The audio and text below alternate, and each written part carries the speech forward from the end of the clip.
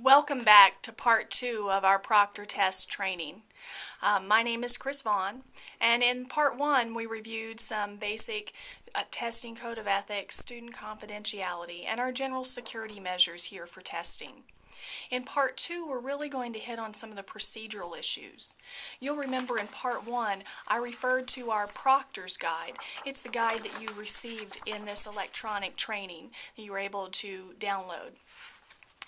In this part 2, for procedural issues, I want to go over a couple of the ideas that are contained in this proctor guide, and I'll elaborate on some situations that you could encounter while being a proctor here at our school. For the most part, our proctors here at the school are assigned to a classroom. While assigned to a classroom, you'll actually be one of 2 adults in the room, the other adult being the administrator. And of course you're watching to make sure everything runs smoothly. Some of our proctors are also here helping with testing, but they're assigned to monitor our hallway areas. And they actually help each of our test locations, including our proctors in each of those locations, be able to make sure that the hallways are clear and that the proctors have some assistance. And I'll cover some of those particular issues and train everyone so that they can become a proctor in the classroom, but certainly if you're assigned to a hallway proctor, I'll go over some of those details with you as well. Here at our school, when you help with proctoring, some of those procedural issues that I put on you, in addition to putting on the administrator for each of the testing sessions, is really to watch for testing security at all times. As I mentioned in part 1, every administrator is responsible for the materials that they check out to take to testing. At no time would you see an administrator leaving those materials alone in the classroom or with you, but not with them in the classroom, or leaving them and allowing students to be in the classroom while those materials are there. So we just place a high emphasis on maintaining test security at all times. On that note, students, I do want to say, if they need to leave the room to go to the restroom or to leave for any reason, they won't take their own test book or test answer sheet with them. Those will be left with the test administrator once again, just for security reasons, to make sure that everything's accounted for. In part 1 I addressed our procedures for making sure that we count out all of our materials and that everything's perfectly accounted for. I know that this section also emphasizes, as I pointed out in that in the procedural issues here, I do want you to understand that proctors are not to code or write anything on the answer documents. Don't feel that you have to assist with that in any way. There are coding responsibilities here at the school that are done under my supervision, but it's not anything that a proctor would handle. If you'll notice on page 2 of your manual here, Section 3, helping to ensure physical conditions in the room are appropriate. When you walk into the room, you should see that all of the posters, math formulas, posters about reading strategies, test-taking tips, any sort of content-related items are all taken down off of the wall, or they're completely covered up.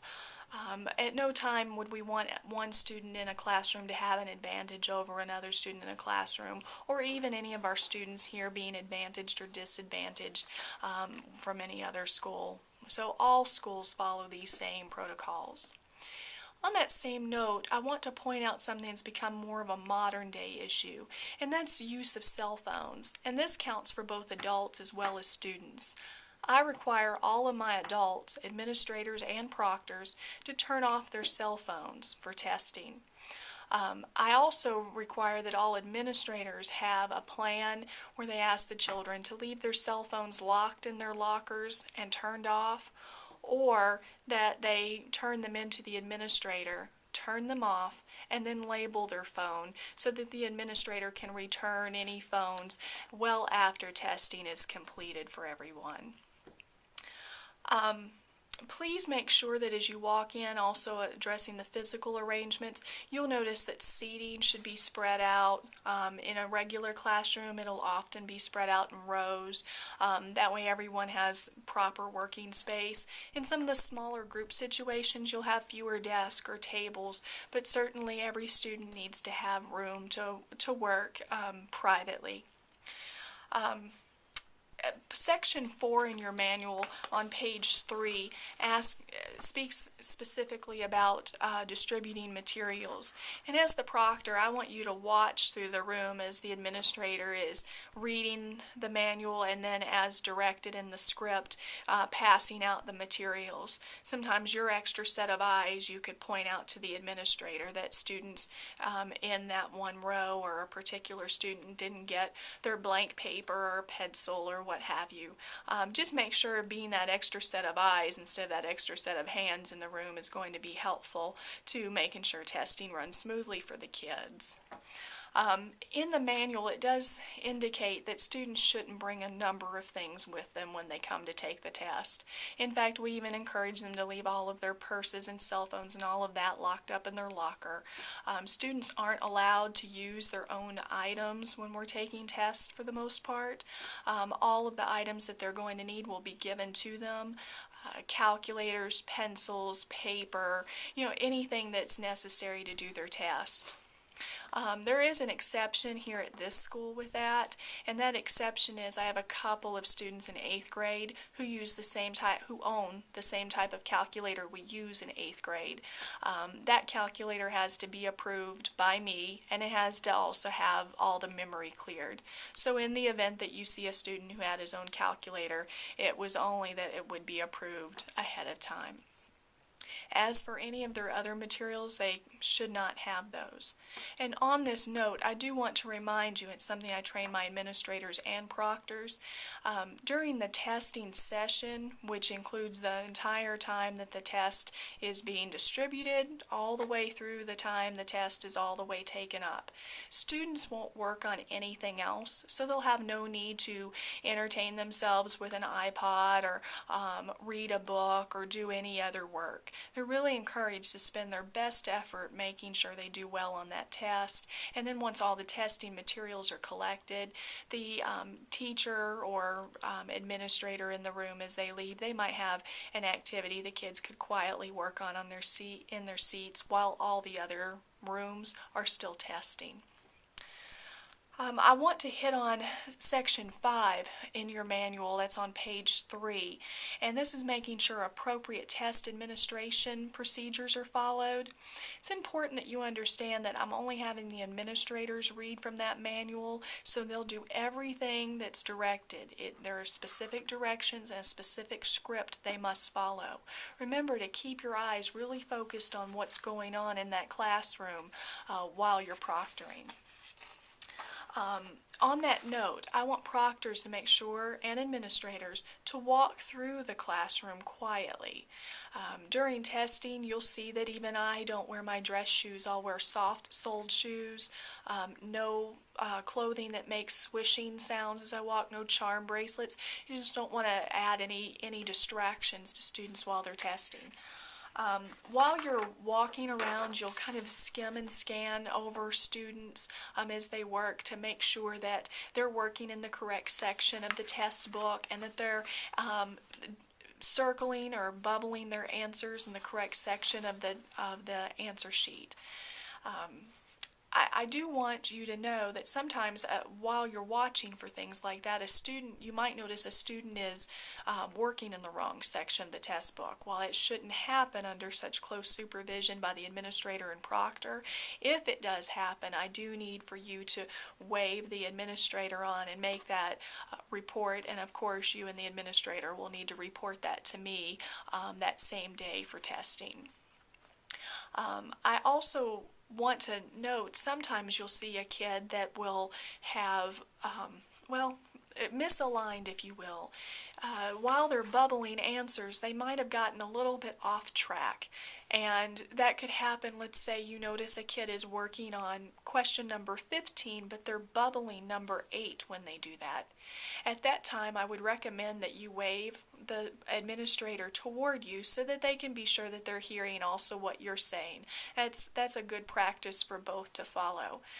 Something good to say would be, do you realize that you're working on number 15, but you're bubbling number 8?